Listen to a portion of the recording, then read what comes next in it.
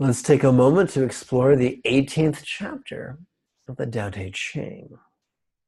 When the great Tao is forgotten, goodness and piety appear.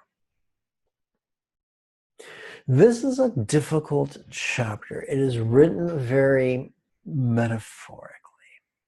When we lose true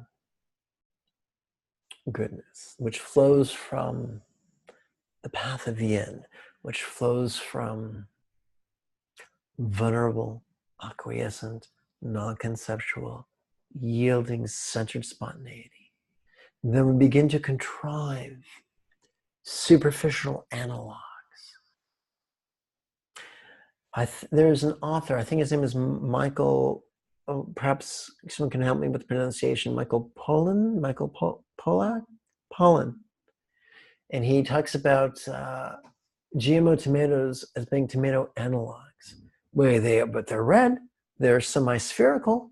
You cut them open, they have seeds. But if you go to a farmer's market and you eat an organic heirloom tomato, you'll say, "Oh, ho, ho, that's a tomato." Well, likewise, we've lost the Tao of the Yin. And we find ourselves prisoners of the momentum of the Yang.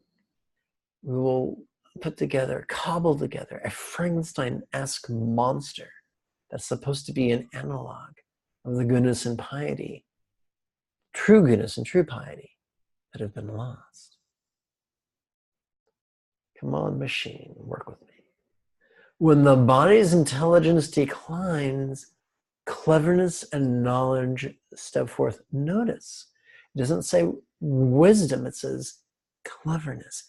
Cleverness is a cheap substitute for wisdom. Wisdom comes from centered spontaneity. The root of centeredness is relaxation. Our body is the key to accessing this deep centeredness, which leads to deep wisdom. When there is no peace in the family, filial piety begins. In families where there is animosity, a spontaneous animosity, there is no spontaneous devotion, for the two are antithetical. Therefore, in this environment, the superficial appearance of devotion is valued. Just as a fish knows nothing of water, for it knows nothing else other than water. Likewise, when we are living in a loving, mutually nurturing environment,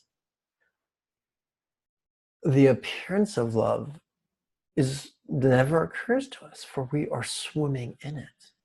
It's only when we find ourselves violently extracted from a loving environment and the capacity to love that its trappings become valuable.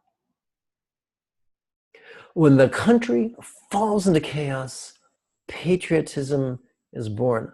I'm not sure who said it, but a notable person once said that patriotism is the bastion or the refuge of the scoundrel. How many greedy, self-serving villains have metaphorically draped themselves in the flag of their country and spoke destructive absurdities in the name of patriotism, all the while really just serving themselves. The History Channel is replete with examples.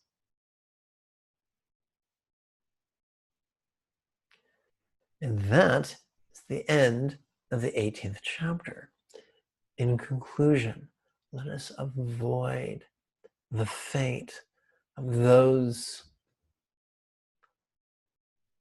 the fate suffered upon the path of yang. Let us traverse the path of yin.